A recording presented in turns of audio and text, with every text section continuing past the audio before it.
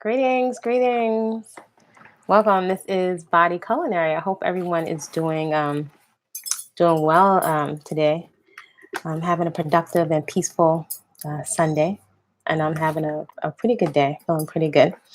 And today, what I wanted to touch on, what I want to, just have a really nice dialogue about is fasting. Um, People sometimes will ask me in the comments, should I or should I not fast? Um, and that's a very personal question. Now, I am if you haven't been to the channel before, welcome to the channel. Please make sure later you rate the video, comment, subscribe. I love to hear feedback from folks. And share the video if you find value in it. So that being said, as someone that's worked in the fitness industry, holistic health, field, as well as a fitness trainer and someone that's been active in fitness and yoga, um, African dance, yoga for over 3 decades. I bring quite a bit of experience to the table, and I think a valued perspective.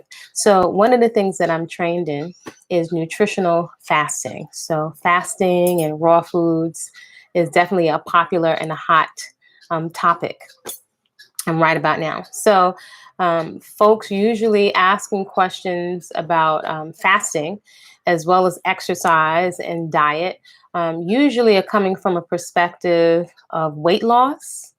They want to experience weight loss, or they may be a person that's in crisis with their body. So either they've gotten a diagnosis about a condition that's been going on in their body, or they're feeling pain and lots of discomfort, and they're really worried or anxious or panicked.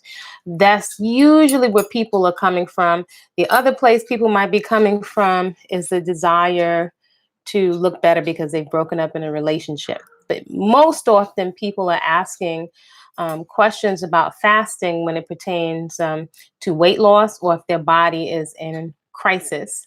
Something I like to remind people is that it's very healthy and for your own protection. Just be mindful of asking when you ask general questions.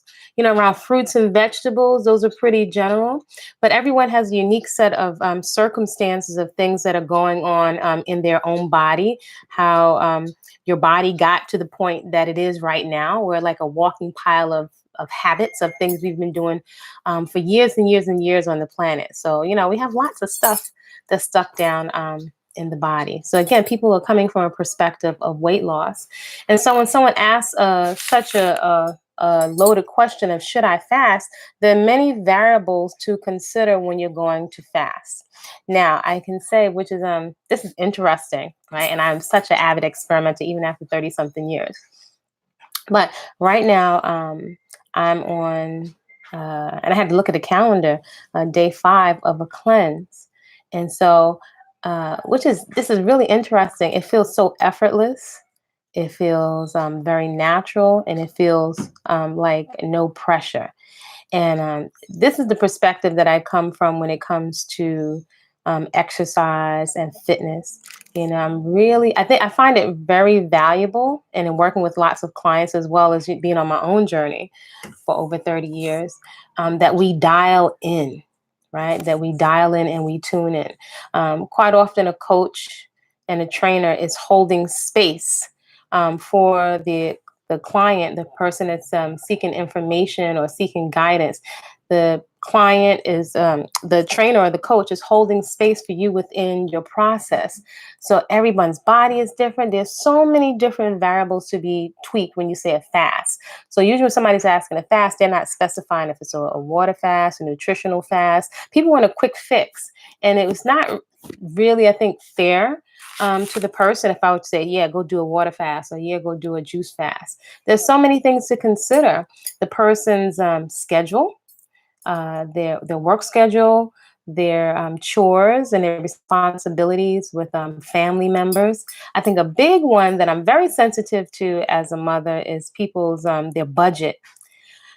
I found and I've observed that we can put so much pressure on ourselves. Yet, one more thing that can almost become like a setup for perceived failure. For perceived failure. So there's a much older video on this channel called Failed at Fasting, right? And I've witnessed all kinds of fasting. I worked at a place where the fasting was one of the main things that we did: 1 day, 3 day, 7 day, and 21 day fasting. And I want to emphasize the focus was primarily water fasting. So, from what I've observed, quite often we can become so attached to the label of vegan. We can become attached to the label of trainer, of bodybuilder. And these things don't tell a whole picture. Just to say that I'm doing a fast, it doesn't say a whole picture. And definitely, as someone that's worked in the industry and observed all different types of clients with different types of health conditions, I found overwhelmingly most people do not take the time to prepare for the fast in terms of their food and their intake, prepare for the fast and for decreasing the amount of food that they're eating for a period of time. And then taking in sufficient nutrients during the fast, jumping to extremes too quickly and not understanding the process of the different types of crises that your body and the different intensities that your body will feel from all the stuff and substances being stirred up inside the body. Many people may not know what to expect, and everyone's body and temperament is different. And then also, I haven't observed most people follow the instructed protocols for how to break fasts in a safe way and with an intention of being able to find a lifestyle that they can sustain that is very healthfully and that is very healthy and that at least much, much more healthy than when they started the fast, right? Many people will binge before the fast. Um, and the language and the mentality will quite often be, I can't wait until the fast is over. I'm going to have this, and I can't wait to have this cake and that. And then often people will break the fast when they're triggered by a stress, old habits, come up, or old states of mind come up, or simply when somebody invites them, out to eat. And their intentions for the fast can be, you know, clouded over in a matter of seconds. And I think this is not a crime. I actually I like to turn things on their head, and I'm a very curious person. I'm always curious about what drives our behavior, and also as a mother, I also strive to be effective. What is the most effective route? And so, seeing so many people binge, after the fast, it kind of defeats the purpose. And also, in the holistic health center I used to work at, there were many colon therapists and body workers. And so it's very easy for people to take something, the mind and the ego, take something very healthy and twist it, and it can potentially become like a binge purge cycle where people just gorge on large amounts of, even if they're vegan, but lots of floury and crunchy and salty health junk that doesn't have animal flesh in it, but still very heavy and starchy. And just think like a colonic is going to wash it all away. And that can actually have an adverse effect on the body because it's too many different extremes. Although colonics may have their place, and there was a time in my life where I've had numerous colonics. There was definitely a point where I just knew I did not need to get any more colonics. And I remember as my son's dad used to say, we weren't born having, colonics. So there's so many different perspectives, to come from. And so neither one of us was wrong, but also we've done a lot of unnatural things to our body. But in going to the extremes and not addressing the mindset behind what's driving, our eating, some of the things we may not look at on a very physical level is really disrupting the gut flora, which for many of us is already compromised. And so, flushing large amounts of water through the colon, you might get some junk out, Hopefully you prepped for the colonic, just like you should ideally prep for a fast.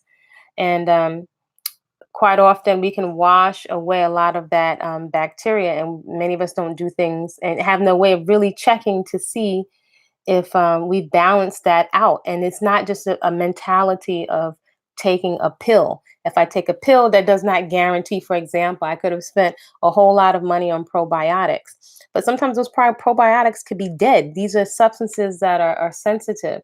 But companies are going to cater to our desire for a quick fix. And again, this is a mentality, and something just to be for us all to be mindful of is if we just pay attention to the internal dialogue, if we have a language that is ooh, I can't wait to do this fast. I can't wait to do this fast. Like all life and all change is going to hinge off of this one event. It's a mentality. It's a mentality.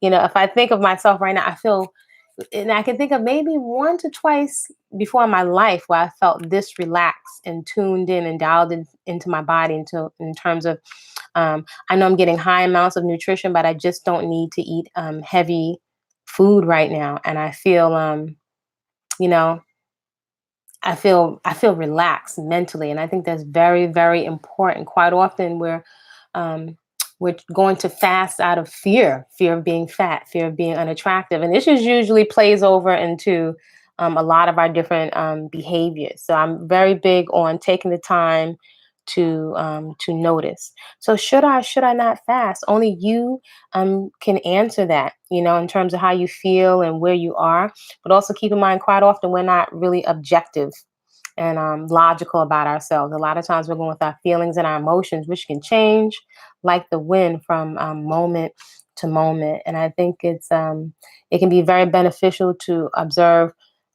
just not beating up on ourselves, because then like this is feeling like almost like effortless.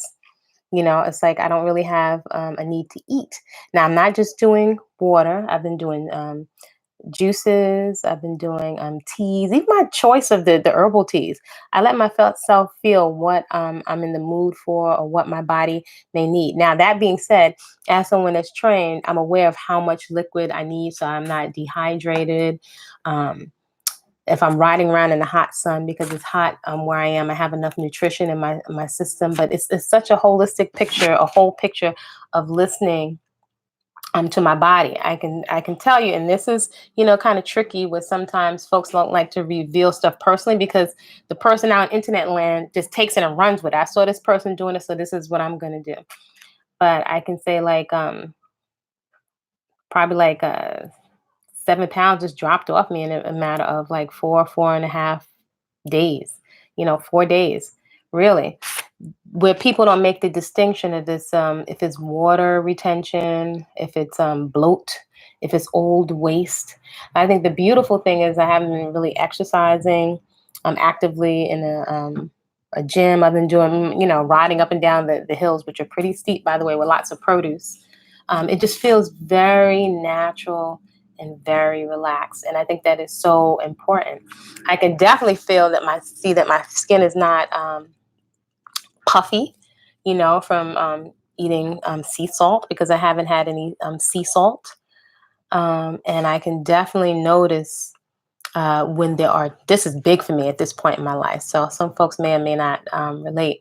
I can notice different types of triggers that would have me eat emotionally. And the emotions triggering a lot of behavior is an area I really like to delve into when it comes to how we're eating food and movement.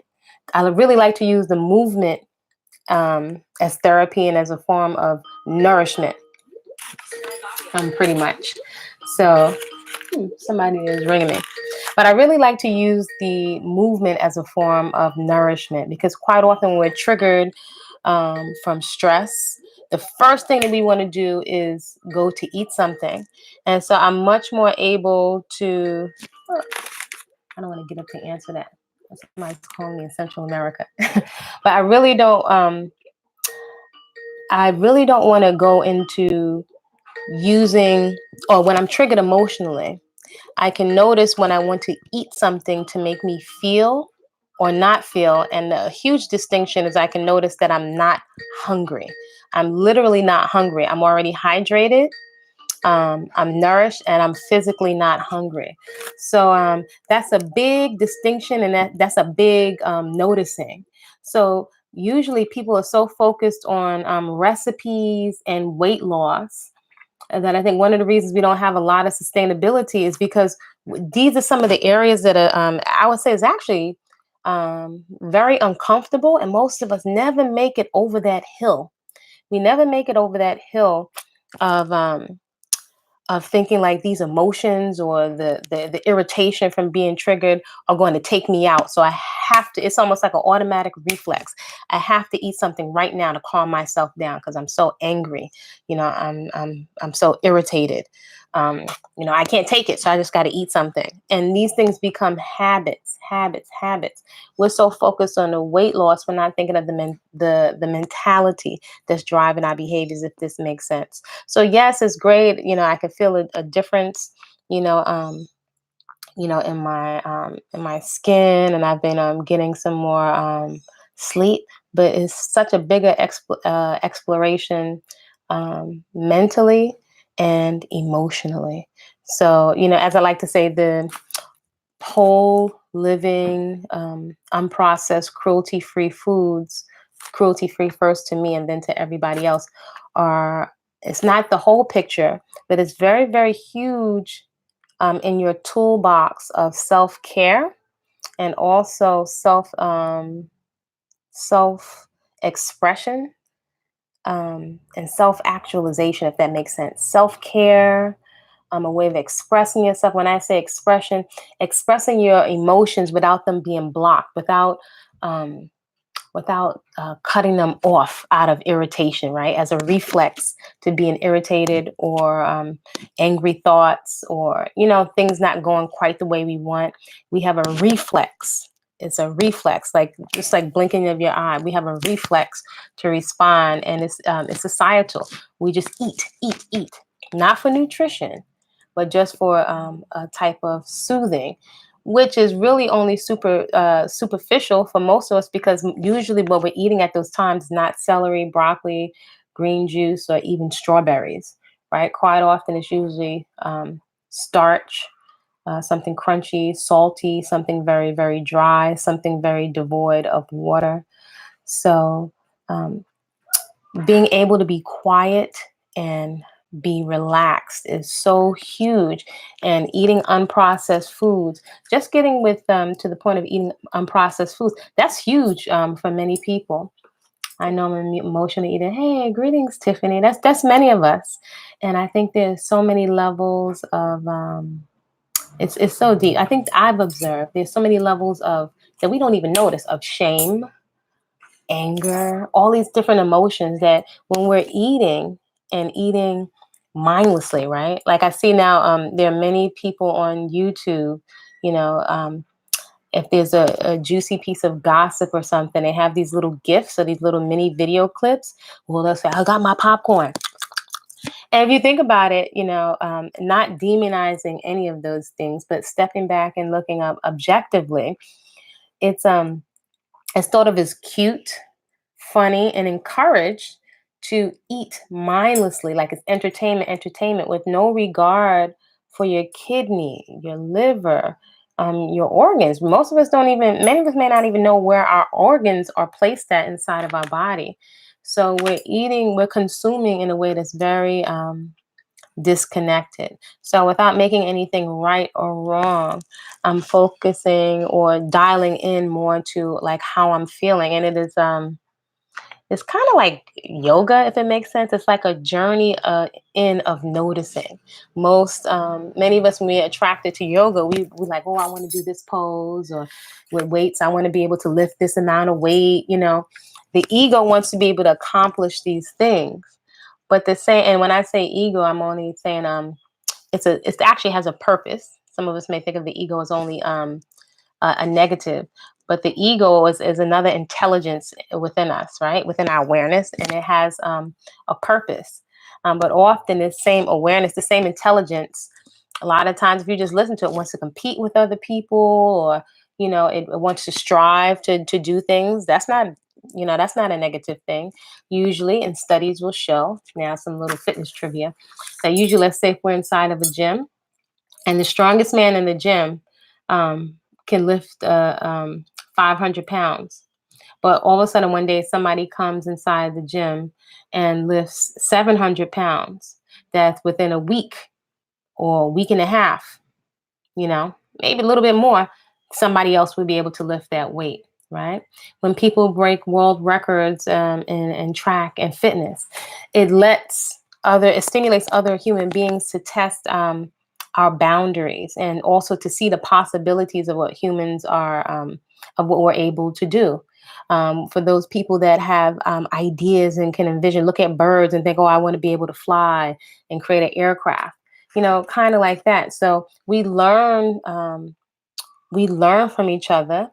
Sometimes that can work in reverse. We can see the possibilities of what we're able to do, and then sometimes if we come up around a mentality and a language pattern that's usually this is not possible, or this is all there is, or if we see the language of just behavior acted out, a lot of times we may think this is all that's possible in terms of relationships, economics, physicality.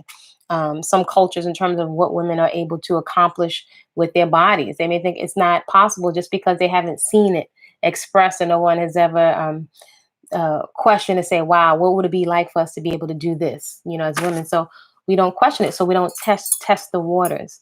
So I think there's so much to be said for dialing in to your body and listening with paying attention to the dialogue. There's a dialogue within all of us, and this computer is running all the time, in a backdrop. And I could definitely tell you, beating up on ourselves, it just doesn't work. So I'd rather be, effective.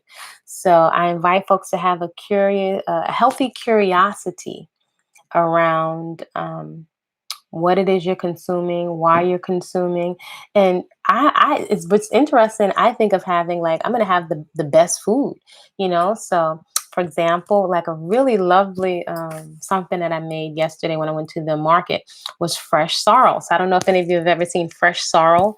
The flower is about this big, and the texture can have a little bit of mucilage, to it, but it's a bright red flower. So it's in the hibiscus family, and it has a lot of vitamin C. So in the States, many of us are used to the dried sorrel, right? And if those folks that have Caribbean folks around them, people make fresh sorrel with ginger, that'll be served all throughout the year, but especially you see it around holiday times. Folks in the Caribbean and tropical folks will prepare dried sorrel, right? Ginger beer and sorrel is like that. It's a red drink around the holidays. So I've been having it fresh. I always strive to see what food looks like in its original natural state. And I always want to test it. I've tasted olives with no brine. And I can tell you, olives taste horrible with no brine. I'm like, I love these experiments because it's like, wow, epiphany. You're tasting just the salt. You're tasting the salt and the brine and whatever they put into it. So I love to see what the food looks like, the cashew before you take it out of the shell. And it's like, that was a whole, epiphany. And having an almond off the tree and having to crack nuts that come off the tree. You get to say, in nature, we would not be eating handful of nuts. They would just be too hard. They would be too hard to access. So you know inside of the city, where everything is coming out of packages in the stores, and where many of us are pressed for time on a go go go go go go schedule, there's just so much we're not noticing, which is why I always say, when you're preparing a lot of your own food, the food is giving you so much information. I know it sounds corny, and I say that all the time, but I'm telling you, sometimes people may not be able to relate until they start preparing fresh food, and you get so much information in terms of how the food behaves, and how, when the food is fresh, how your body and your skin and your organs are going to respond to it. Uh-huh. You got to work to eat. Yeah, somebody has to go get it off the tree.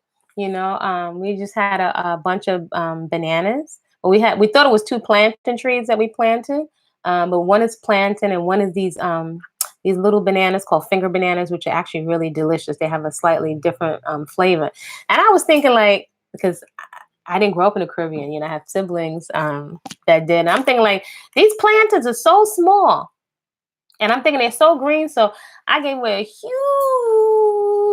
huge, gigantic bunch of what I thought were plantains to a good friend. And I know she enjoys living foods too in her family. So I know they made good use of it. But then I saved a little bunch because I got to test everything that comes off the tree. And when I tasted, I was like, these are not plantains. These are finger bananas. So like now I know I gave away this stash um, of finger bananas. So now I know the difference, between the nuances of when it's growing and, how those different, but just a slight difference in the size. Well, it's a big difference in the size and how those bananas cluster together. There's so much information to be had from just growing something, even something of your own. It may sound so corny. It may sound so insignificant, but staying involved and dialing into a process of growing something and preparing your own food is is mind blowing.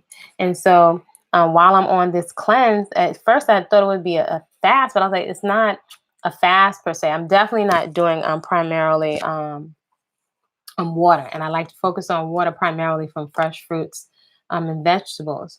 But there's certain fruits. I had got my hands on some plums and some peaches, which don't grow locally here. Actually, those are very expensive over here if they're imported. Actually, a whole fresh pineapple, I can get for probably like $1.25.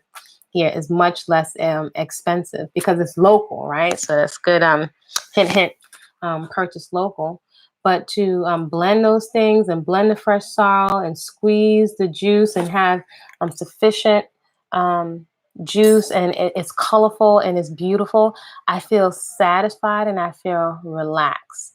I notice when there are triggers and when there's the desire to eat. So I'm kind of amazed. This has been like one of the most effortless, I would say, cleanses that I've done like in years. So we can have a tendency to put so much pressure, on ourselves. I'm gonna do a 21-day fast. I'm gonna do a 100-day fast, similar to like exercise programs. And then mentally, sometimes we can just feel very, very overwhelmed because of the type of pressure that we put on ourselves mentally, and it's almost like one more thing that we feel like a failure at, and so the ego's like, I knew you wouldn't, you don't keep your word to yourself. Next thing binging, because when you feel bad, you usually, do things to comfort yourself. When you're not feeling good about yourself, you usually things to comfort yourself. I don't know about you, but when I'm feeling very comfortable in my body and very athletic, I don't want a whole bunch of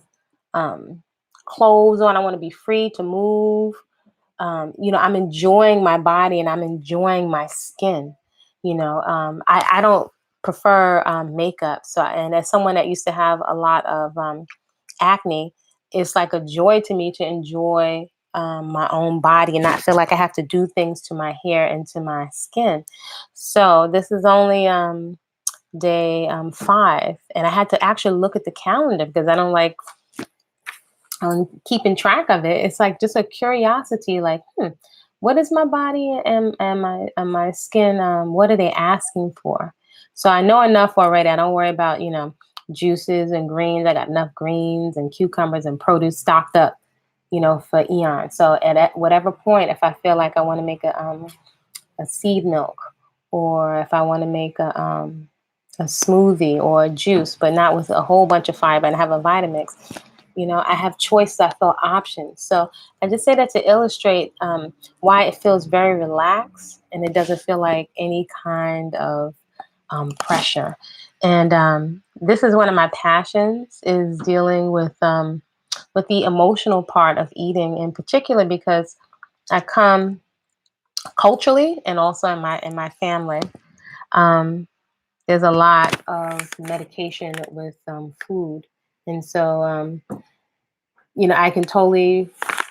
I have a tremendous amount of compassion for folks that may not be able to articulate and have a sufficient outlet for stress. So I know for my grandmothers and great grandmothers, what did they have? They didn't have some activities, and if the ones that had lived in the tropical climates and that were in the cold, always preparing food for people and grandchildren and trying to stretch a dollar. And I grew up through a depression and powdered eggs and all kinds of that came up in the age of when they introduced instant mashed potatoes.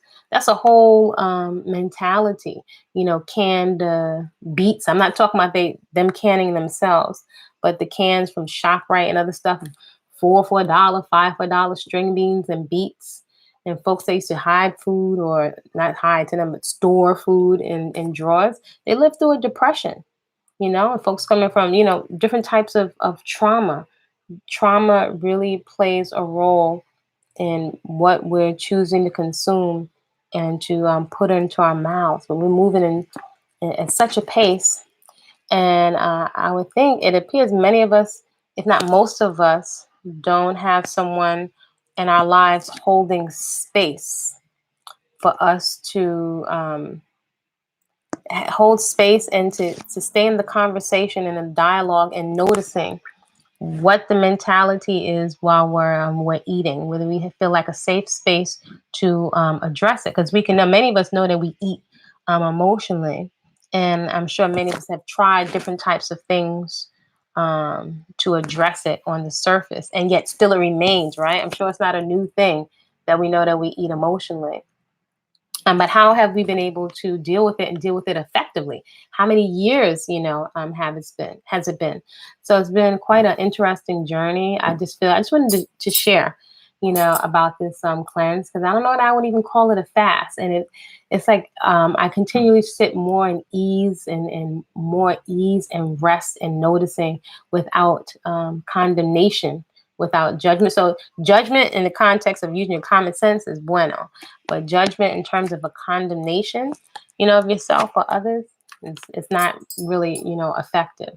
So, and being able to be at a ease and a relax and a peace and just a noticing and being easy with self, it feels like effortless. It feels really, really good. It's starting to feel more like a sweet spot. So I don't know how many days it will be. This is day 5. I'm just listening, and I'm not putting the numbers up to be this or that. I should go for this many days or that many days. I can feel a difference in my skin, and some weight has dropped off. That I just want to touch more once more again, that most of us are focusing on weight loss. I can tell you, as a personal trainer, as a nutrition consultant, as somebody who's been in the industry for many, many years, I found it much, much more effective to have a healthy curiosity. You can definitely have some guidelines for things that you want to have ready to eat and to consume during a cleanse or eat lighter. But how you approach it mentally is everything. You can feel easy and not have one more thing to beat yourself up on. How often do you do this? Um, I would have to say not often.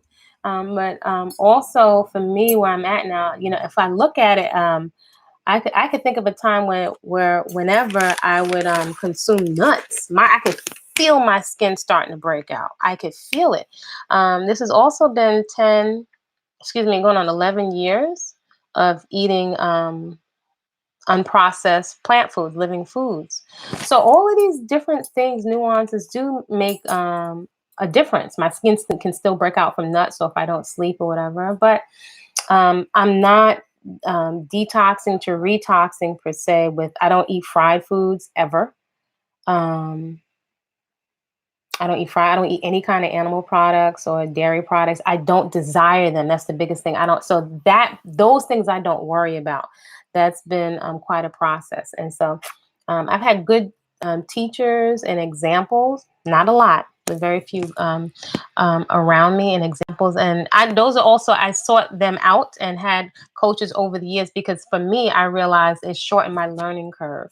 So I'm big on books and education and things like that, to shorten my learning curve. So there's a lot I feel relaxed in. So I don't know that I need to do it often. I know I can, if I dial in, it's something I felt I needed to do for a long time. Not so much for weight loss. and the weight is not so much just physical, because I'm clear at this point as somebody that's competed in fitness and worked as a trainer, that's actually not hard. But our whole approach to it is what's challenging. The condemnation, and sometimes there's like layers of, and this may sound away, it may be layers of guilt and shame, more around being out of integrity with ourselves and not keeping our promises to ourselves. And sometimes just not feeling good around doing what we know is not beneficial to our body. Does that make sense? That can actually loop into you eating more because you don't feel good about eating something that you know is not beneficial to your own brain and your own body. I'm preparing for 14-day detox in the new year. So you're preparing. Yeah, and it's actually for me for New Year's. Like I don't even think of New Year's resolution again as a trainer. This is for years. I'm like, that's one of the biggest money makers alive. Is let me see if I can find the cord for my computer. Hold on 1 second. Let me find the cord for my computer. Yeah, so I think that's one of the biggest money makers alive, and most gyms know it. Is that this whole thing with New Year's resolution. Like to me, there is no New Year. All you have really is like right now. That's it. Because right now never comes. And even after you get a certain period of accomplishment, whether this is fitness or in food, it just doesn't last. And sometimes you can have high levels of accomplishment. I've had different types of physique in terms of training. And so but I know always intuitively, I was like, I don't want to diet. I don't want to obsess around food.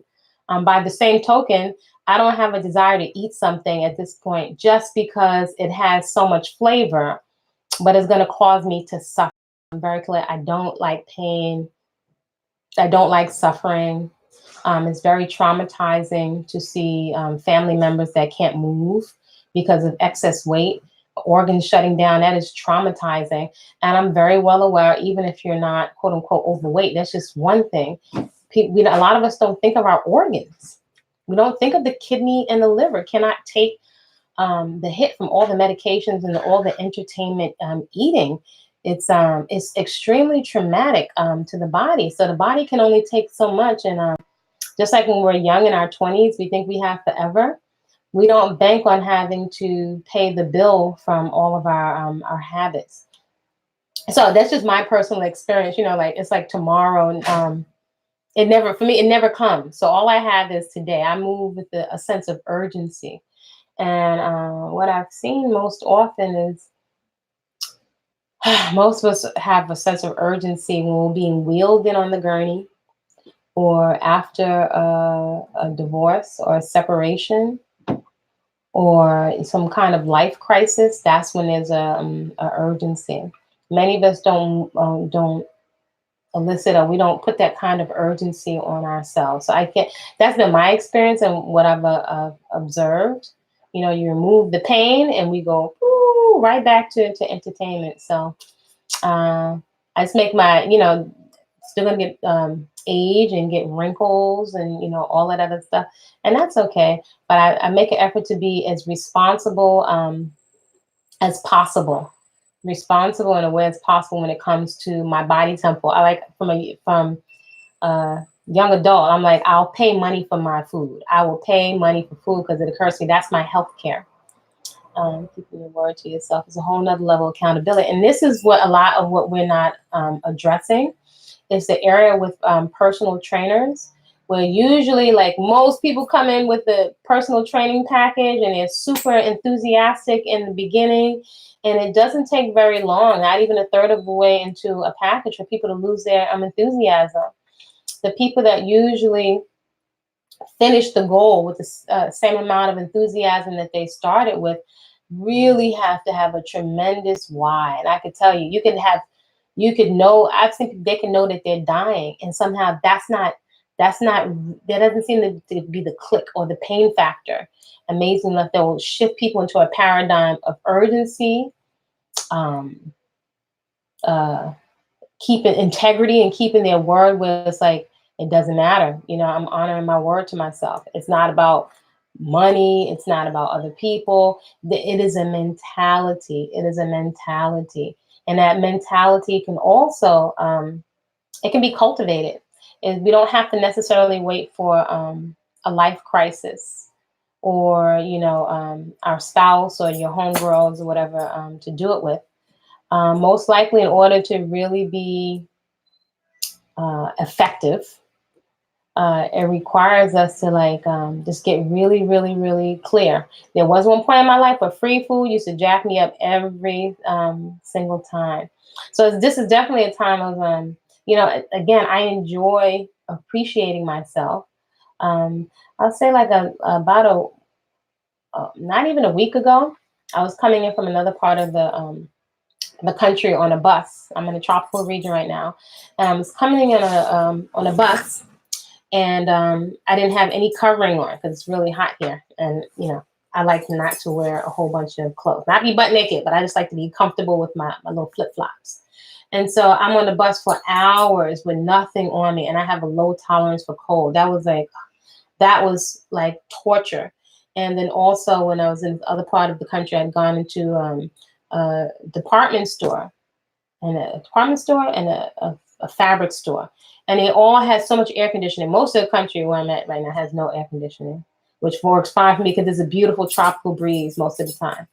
But it was so absolutely frigid, like an ice box. One store, I couldn't even go through the whole store. And to me, it was painful. So as I was on the bus, and then on the bus, the little knobs where you turn the air conditioner in the ceiling, similar to like the aircrafts, it was just like the cold air was coming on me. And I was like, this is no bueno. This is like torture.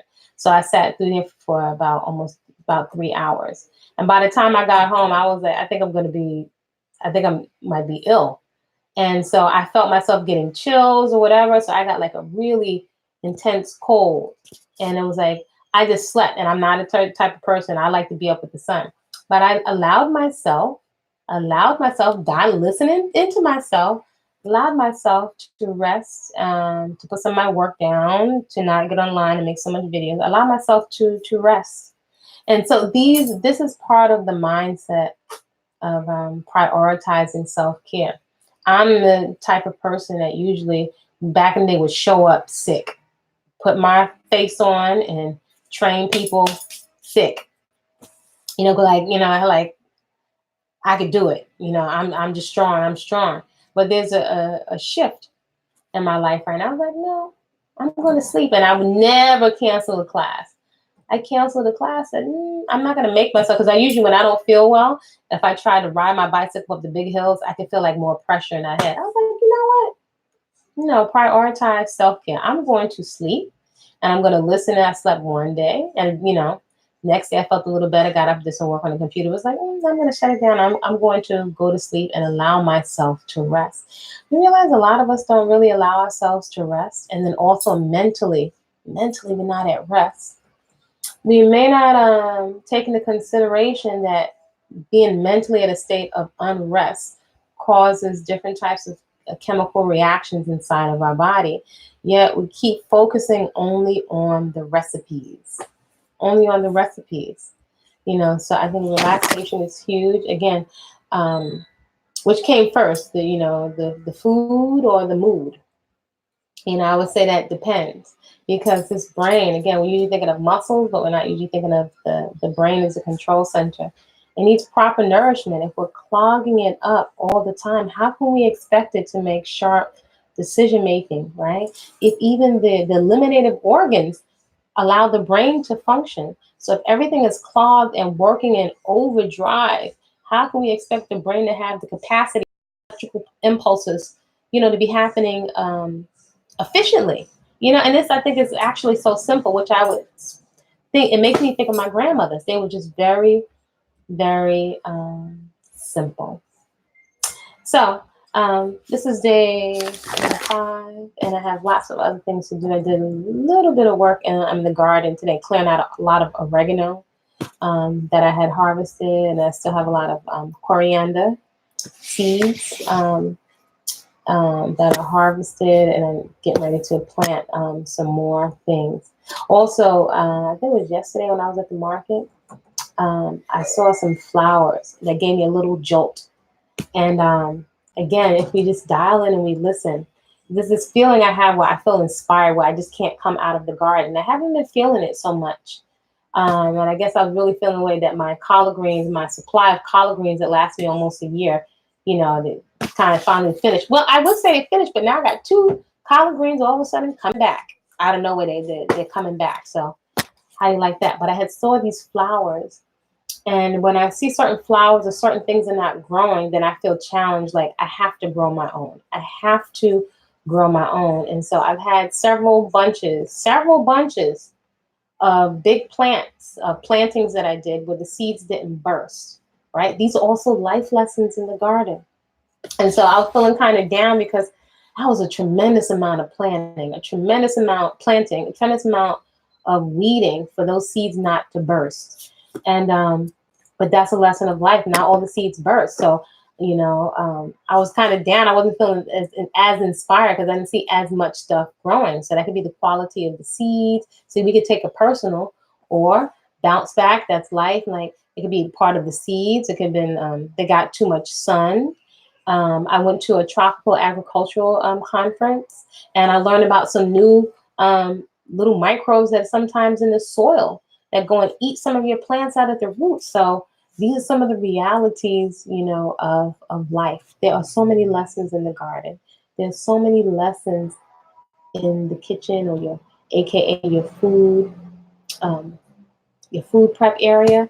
And I think sometimes we can underestimate and take these things for granted. So I am one for really putting forth and supporting people to dial in to a process. Dial into a process. I invite people. That's why I say, I invite people into a living foods meditation, because it's a meditation. Some folks look at it as a drag. Oh, I don't have time to prepare food for myself. And I really look at it as a time for self-care. For self-care, spending quality time with myself. I like to be meticulous about how my kitchen is placed and prepare. My tools are placed, and I notice, how to prepare things, how to place things so that it's very motivating for me to come in there and spend time with myself. My cutting boards, if they're sterilized, whatever, So it's like it's really attractive for me to come in there and to play and to create. So I'm just giving you some insight into my philosophy, my whole approach as to why it's fun. With a lot of people is considering this this the preparing of the food and the exercising and cleaning and organization may find it a drag. Why it's so interesting to me, because it's a big part of the process. So I said Pan African Spiritual Society. That's how I got into the spiritual approach to diet. It's powerful to see you do it by yourself. I'm very familiar with Asara Set. BK is my old stomping ground. I used to love Asara Set years ago. Let's see, how old was I? Oh my gosh, was I in my early 20s when they used to have a school, and they used to sell food out here, honey. That's why I said the rock between the Rossins and the Star said they used to make some mean TVP back in the day when I used to eat tofu and TVP. But that was a big upgrade back then. So yeah, when you're called to do something, you just call to it. So I don't know, I'm called to plants. For some reason I love graters and mortars and pestles and old kitchen equipment and gardens and dancing. So again, this is like a dialing in. All I can say is like a language. Everybody has a tone that we speak, or everybody has a channel, or everybody has a gift or a language. And sometimes I may feel like it's other people may think it's corny, but maybe not. That's just how I'm thinking. Or maybe it's because, sometimes it can be several things. I used to get teased about eating rabbit food many years ago. I see many more people in mainstream chocolate community getting to juicing and food like that. And I was like, wow, when I was doing it years ago, nobody was interested. But it comes in cycles, and it comes in waves. I can definitely say this. It's really, I found, and you let me know what you think in the comments, it's really, really critical for us to eat for vitality, for your energy. See, I could say weight falls in with that because I think health is, I don't even know if you folks are hearing me clearly. Are you hearing me clearly? So you might be able to hear me more clearly there now, but eating for vitality is very important, our energy level. I mean, I'm not interested in taking pills. And like I always get confirmation when I heard, my sister, uh, my best sister, she was telling me about complications now with ibuprofen. I remember when it was a time when my clients would be popping ibuprofen like it was candy, but intuitively, I'm not drawn to pop a lot of ibuprofen because I just know any drugs you put into your body are going to affect the liver and how important it is for the liver to cleanse toxins out. It's another reason why I, in particular, in this age of people going back to eating more organ meats, just intuitively, I hear science. I'm not ignorant of all science. I run everything through my computer, and it has to feel right. But if I'm not drawn to eat the organs that are filtering waste out of other creatures. You could tell me it has B12. You could tell me it has this and that in it. It just does not. It doesn't resonate with me at all. So I'm not here to demonize the other people who I share the planet with, who are doing whatever it is they're called or resonated to do on their own journey. But it just has no appeal to me. It just doesn't make sense. It doesn't smell good. It just, I'm not drawn to eat it, to chew it, and then knowing that it filters out the toxins and the poisons. In my mind, it's like, why would I want to? It just makes no sense. Why would I want to eat something that the bladder of another creature that's holding its urine? It just makes zero sense. I can't. It has zero. It just, it doesn't resonate with me at all. So I'm not into forcing myself, nor am I into forcing other people, because like different notes, on the keyboard, we're all different notes. So we can all play our different notes. We all inhabit the planet together, right? We all inhabit the universe together. So I'm not here to tell folks what to do. I'm just here to I share my experience, and whatever folks I'm supposed to work with, then we resonate, and we find each other. And I think that's just that's just fine. That's just perfect. So I'm very curious to see how long my body is going to lead me to cleanse. Intuitively, I felt like um, there's just old stuff that's in the body that wants to come up. But I'm just, I think it's very beneficial to be very gentle, be very, very gentle, especially mentally and emotionally, and not beat up and make ourselves like put ourselves in a setup situation to feel like a failure. It takes so much sense now that I become more educated. Yeah. And so you have the education and the science, and there's a whole nother set of education and information that comes from being in the conversation, and being in the conversation with those who are in the conversation with themselves, those who are dialing into themselves and their own process. So two of us, it might look a little bit, different, in terms of, you might want more fruit. I might want more greens, how much sleep we need, all these nuances. But I'm excited, about the process. And that, again, that's a big distinction: the excitement, relaxation, being able to exhale, to observe, and just to see. I think it's part of the beauty of just having a simple lifestyle. When you remove a lot of distraction, you have the opportunity to see. So I'm not going to keep you all on here all day. I have some other tasks. Please share the video, give it a thumbs up, a like, or whatever. And I do want to say this. The flip side of it is, I'm very clear and humbled by the times where I had so much acne and scarring on my face. I could still get one from time to time. And I know what that felt like psychologically and mentally for me as a woman. That felt very uncomfortable, even I would say painful, because it brings up elements of shame around, quote unquote, not being beautiful or whatever. So to be able to sit through those moments with yourself is tremendous. I did have a very knowledgeable elder that told me that I was blessed to have acne because that meant that my body was still working and cleansing itself, and I should be more more wary of a body that doesn't work, doesn't push things out anymore, because that meant that things would be accumulating into growths in the body. So that's why it's good to have folks with the that are critical thinkers, around you. You are welcome, Be Wise and Tiffany. Y'all create a great day and enjoy the rest of the content on the channel. Let me know how y'all like the Odisha workout. Right, so that was a nice, quick one. So if you feel like you're ever having like a challenging day, jump on your trampoline. I did on that video put some links to a trampoline, and on some of the gardening videos, I put some links. I actually even put together some kits for people that have very small spaces that want to start gardening in garden bags.